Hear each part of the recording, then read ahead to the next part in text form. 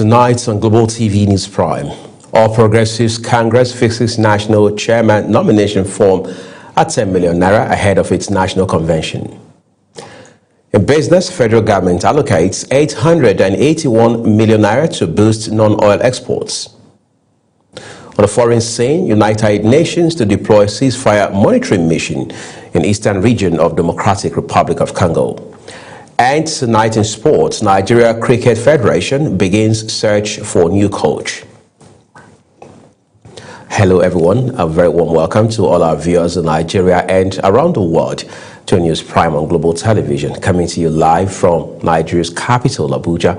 I'm Uyi Agmofwegbe, reminding our viewers that we are on DSTV channel 365 and Star Times channel 276.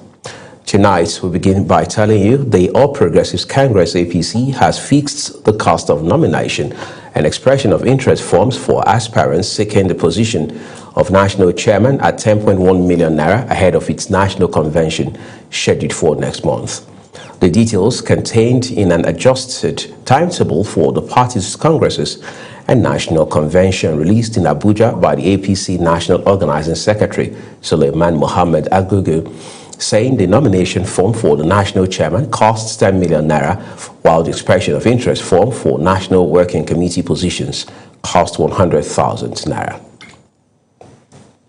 The crisis rocking the People's Democratic Party has taken a fresh turn as a faction aligned with the Minister of the Federal Capital Territory, Nyesom Wike, has announced plans to conduct state congresses and a national convention to elect new party officials. Kabir Hassan has details. Leaders of the factional board of trustees of the People's Democratic Party converge at the Lifecam residence of the FCT minister, Nyesom Wike, where they outline a roadmap to reorganize the party from grassroots to the national level. Speaking at the meeting, chairman of the factional board of trustees, Mao Ahabunwa, said the party was intensifying efforts to restore internal stability by constituting caretaker committee in states affected by dispute. Ahabunwa explained that the caretaker arrangement will pave the way for fresh state congress and untimely a national convention to elect new officials. According to him, the initiative is aimed at rebuilding confidence in the PDP's democratic structure, strengthening internal cohesion and ensuring fairness in the party affairs. The PDP has passed through turbulent waters in recent months.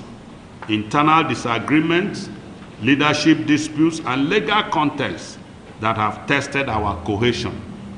Yet, the party has endured, not because of personalities, but because of institutions.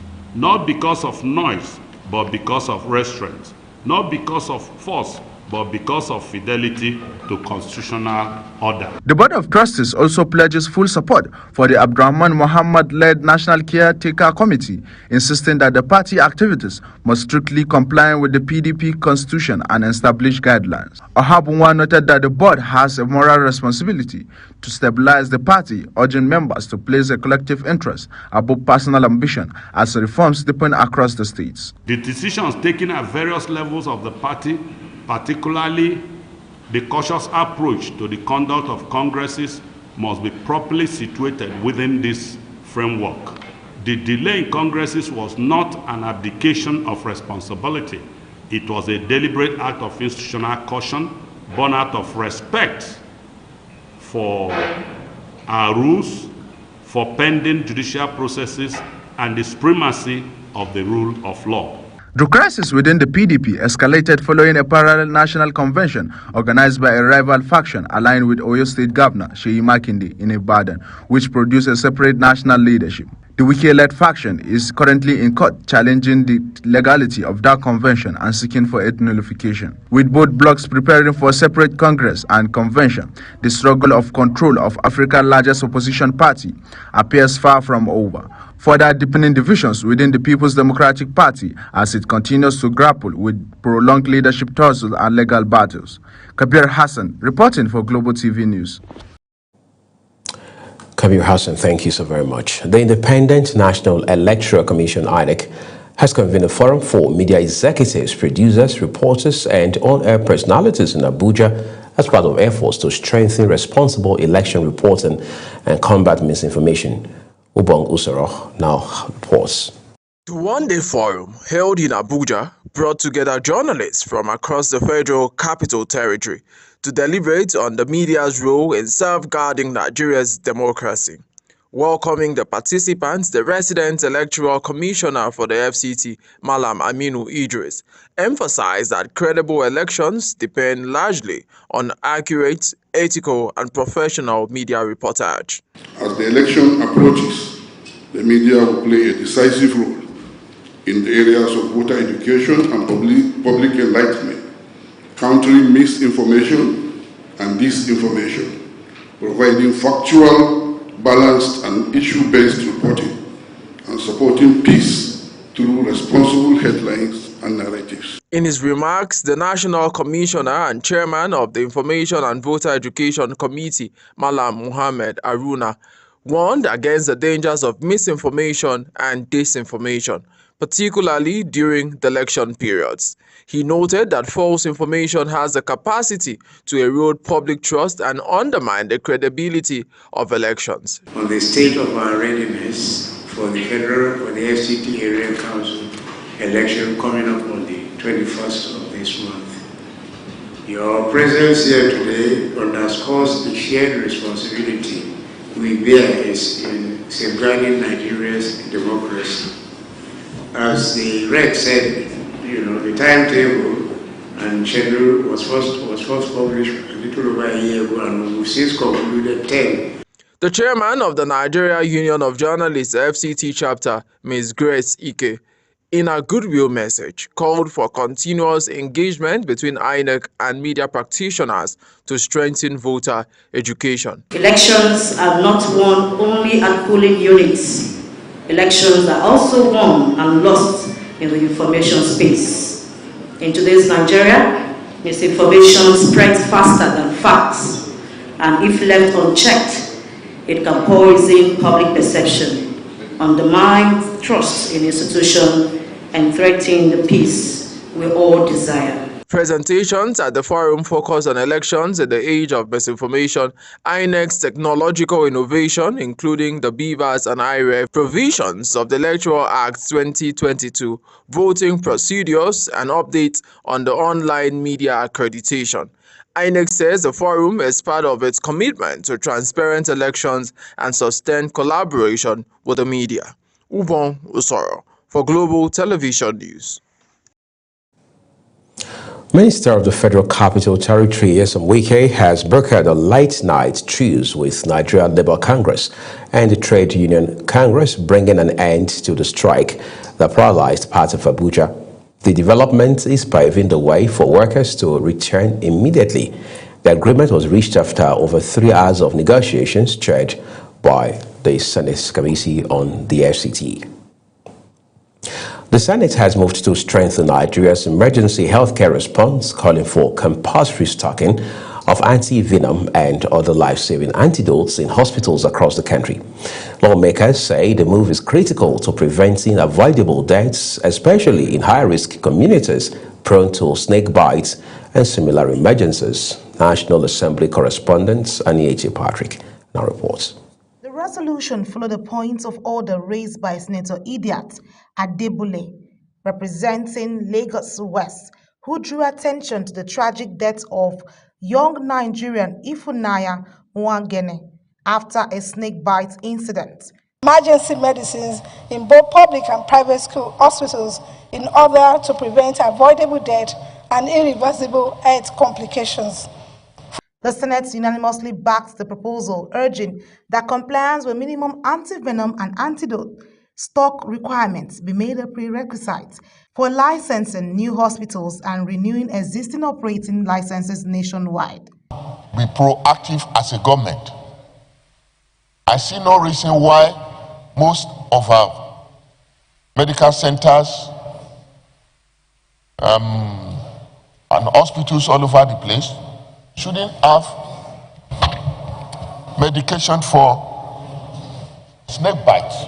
We don't have to wait until there's a fatality through snake bites.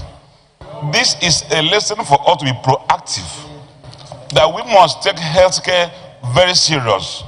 Are made available to our health centers across the length and breadth of the Federation. Such needless journeys seeking medical attention at state capitals wouldn't be necessary. In his remarks, President of the Senate, Godswill Akpabio, described the incident as deeply saddening, condoling with the bereaved family and Nigerians at large. He led lawmakers in observing a minute of silence in honor of the late Ifunanya. The Federal Ministry of Health, in collaboration with the National Agency for Food and Drug Administration and Control, NAFDAC, to ensure procurement, quality assurance, proper storage, and nationwide availability of safe, effective, and affordable antivenoms and critical antidotes for use in public and private hospitals with priority attention to high-risk regions. This is very good.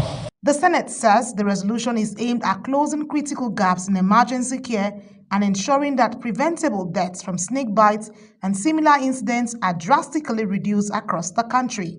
From the National Assembly, Anieti Patrick, reporting for Global TV News. Nigeria's first fight against illicit drugs is shifting from force to the roots of the problem. Chairman of the National Drug Law Enforcement Agency, Brigadier General Mohammed Buba Marwa, retired, is calling for a strong national response to a new people-centered strategy aimed at ending cannabis cultivation, rebuilding rural economies, and strengthening national security. Speaking at a press conference in Abuja, the agency's chairman urged sustained support for the Alternative Development Program, Africa's first drug control initiative focused on replacing illicit cannabis farming with lawful and sustainable livelihoods. Kikalamo Okere has details for us.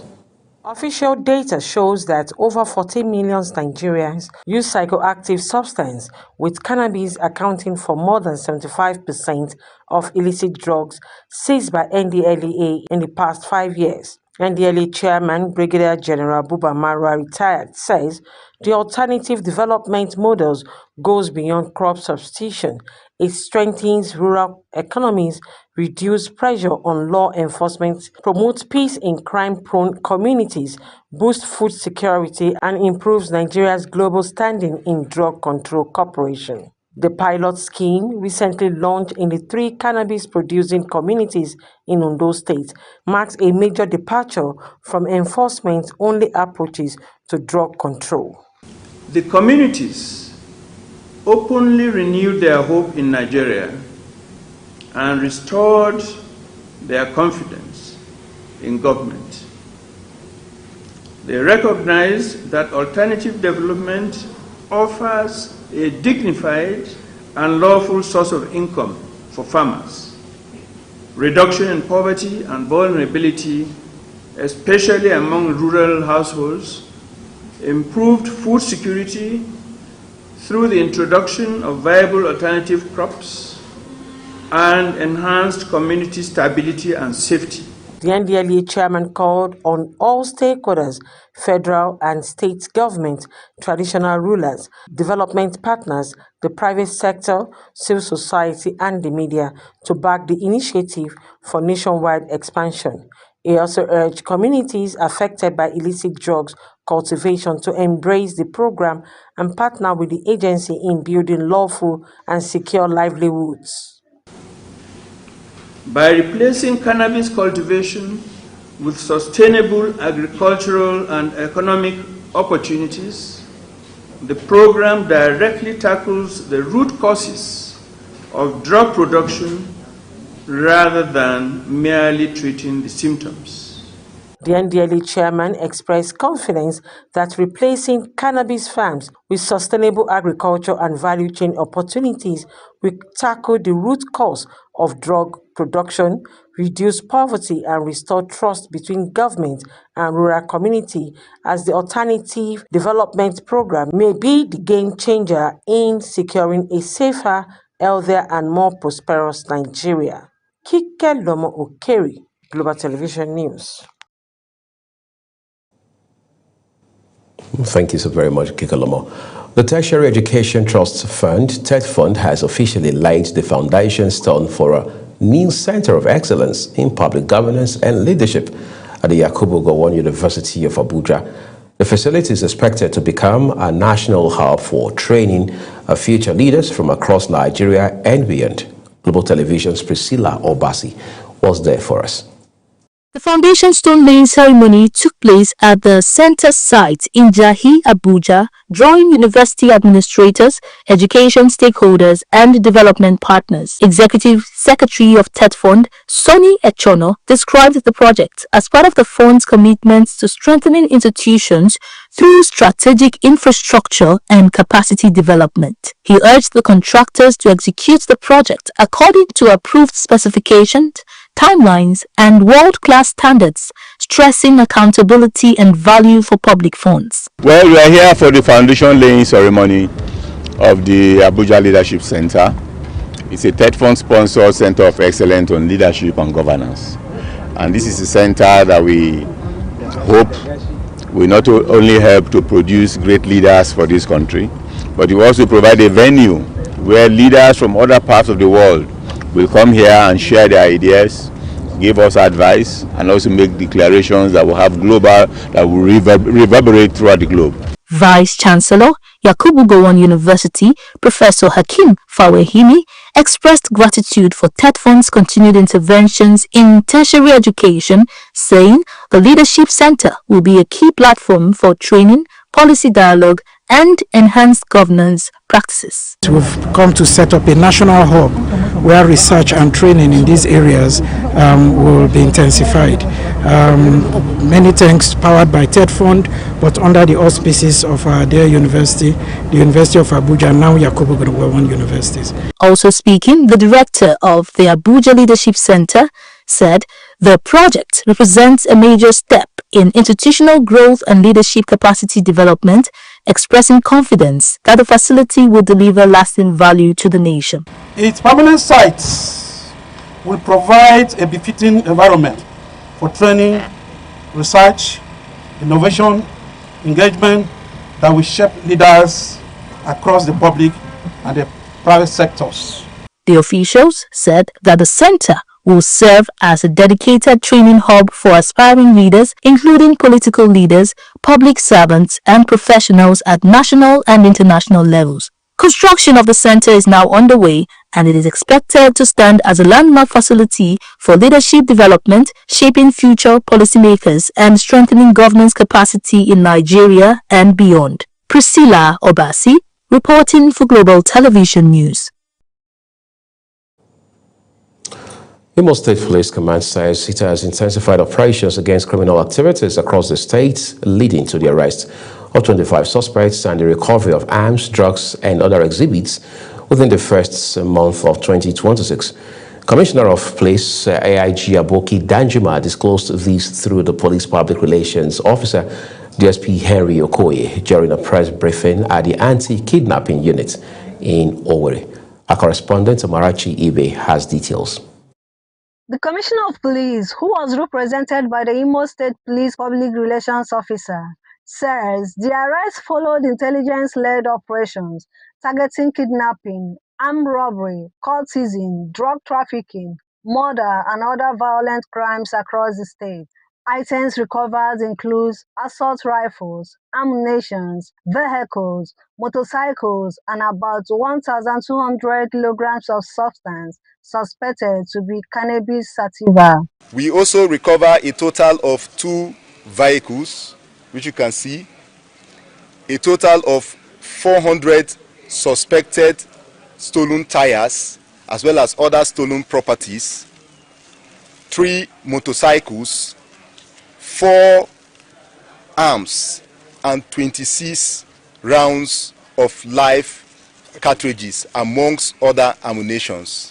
Among the suspects are alleged members of the Eastern Security Network, accused of involvement in the 2021 killing of 2 traditional rulers in Njaba local government area, alongside other kidnapping and armed robbery operations. Operatives also interceded a bus in Uguta local government area, converting 35 bags of suspected cannabis, allegedly meant for criminal groups. Also among the cases we recorded is the arrest of 2 notorious drug peddlers. On the 26th of January 2026 at about 2200 hours. Following credible intelligence, operatives of the anti-kidnapping unit intercepted an Ash J5 Ford bus conveying over 35 bags, that is 1,200 kg of weed substance suspected to be cannabis sativa to criminal networks in Osu local government area. The Imo State Police Command urges residents to remain vigilant and continue to provide credible information to security agencies. From Owerri, Amarachi Ibe, reporting for Global TV News. You're watching a live broadcast of News Prime. And News Prime continues after this weather forecast, plus business, foreign and sports stories on the other side of this break. Please stay with us. A very warm welcome. Sustained moisture is currently being observed over the southern parts of the country, while increasing cloud cover is expected over the central. This cloudiness will lead to high humidity levels, which may result in uncomfortable weather conditions, especially over the south and parts of the central states. Now let's talk rainfall. Light rains are likely during the early morning hours across parts of Lagos, Ogun, Ondo, some parts of Edo, Delta, Bayelsa, Cross River and River State. As the day progresses, we expect an increase in rainfall intensity, with thunderstorms developing particularly over the coastal belt of the country. These storms are forecast to extend inland to affect parts of Imo, Abia, Anambra, Edo, Delta, some parts of Ondo State as well. Temperatures are expected to be on the increase, which may lead to thermal discomfort. The public is advised to wear breathable clothes and stay well hydrated. And that's your weather forecast. Thank you for watching.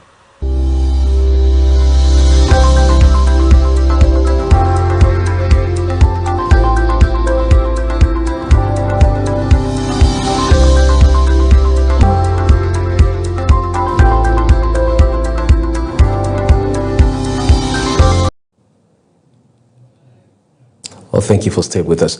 The second part of this news broadcast returns with business, where the federal government has allocated 881.13 million naira to total capital projects of the Nigerian Export Promotion Council in the 2026 appropriation bill, following an all-time high non-export record of $6.1 billion in 2025.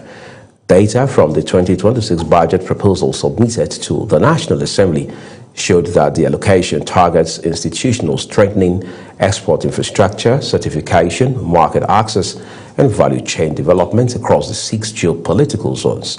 The allocation is included in the proposed 58.47 trillion naira budget and growing policy emphasis on diversifying foreign exchange earnings away from crude oil.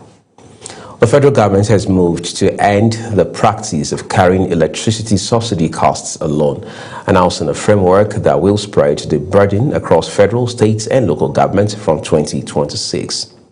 Director General of the Budget Office of the Federation, Tanimu Yakubu, disclosed this in Abuja during a training and sensitization workshop for ministries, departments, and agencies on the 2026 post-budget preparation process, using the government's Integrated Financial Management Information System Budget Preparation Subcommittee.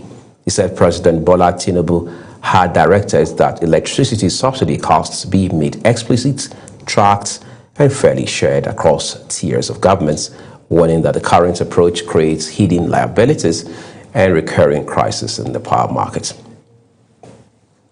Let's go to the foreign scene now. The United Nations has announced plans to deploy a peacekeeping mission to Uvira in Eastern Democratic Republic of Congo to monitor compliance with a newly agreed ceasefire.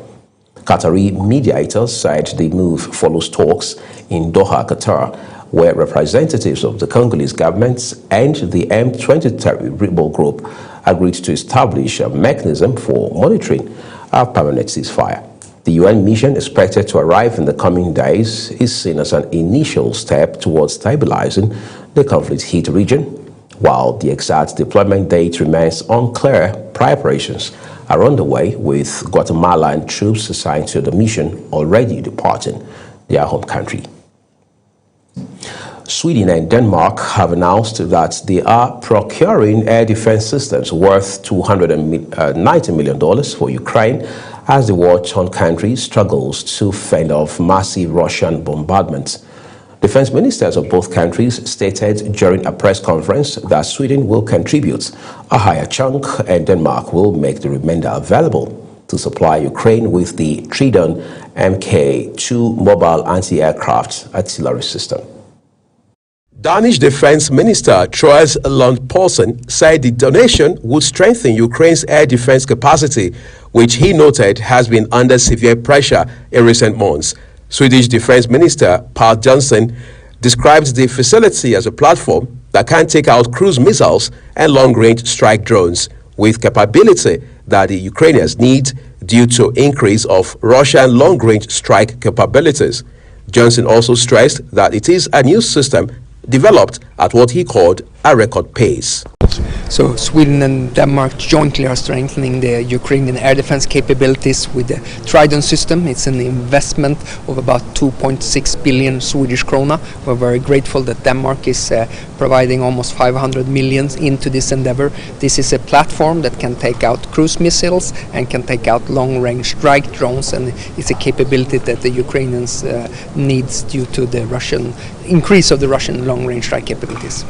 Johnson also said the donation would be enough for Ukraine to create its own air defense battalion if they so wish. Analysis found that Russia fired fewer drones and missiles in January compared to the month before. It, however, crippled Ukraine's energy infrastructure.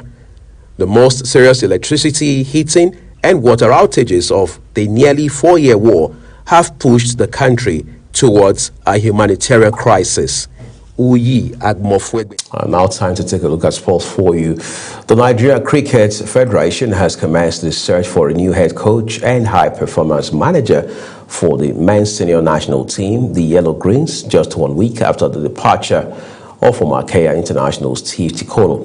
Tikolo's 3 years and 3 months in charge came to an end last week when he was given a brief send-off ceremony in Lagos by the NCF in recognition of his contributions to Nigerian cricket. During his tenure, the Yellow Greens won 2 regional titles, the West African tournaments in 2023 and 2025, while the team's ICC ranking also improved from 32nd to 37th, following the exit of the 5-time World Cup player and semi-finalist. The NCF is now seeking a successor to lead the next phase of the national team's development. And that's it on News Prime, but here's a recap of our top stories for you tonight. The All Progressives Congress, APC, has fixed the cost of nomination and expression of interest forms for aspirants seeking the position of national chairman at 10.1 million naira ahead of its national convention scheduled for next month. In business, the federal government has allocated 881.13 million naira to total capital projects of the Nigerian Export Promotion Council in the 2026 appropriation bill, following an all-time high non-export, a record of $6.1 billion in 2025. On the foreign scene, the United Nations has announced plans to deploy a peacekeeping mission to Uvira in Eastern Democratic Republic of Congo to monitor compliance with a newly agreed ceasefire. And finally, in sports tonight, we told you the Nigeria Cricket Federation has commenced the search for a new head coach and high-performance manager for the men's senior national team, the Yellow Greens, just 1 week after the departure of former Kenya International Steve Tikolo. A quick reminder that Global Television is on DSTV channel 365 and Star Times channel 276. As always, we encourage you to subscribe and engage with us across all social media platforms using that Global TV NG. On behalf of my colleagues who have made these news broadcasts possible, I'm Muyi Agmofwegbe in Abuja saying thank you for watching and bye-bye.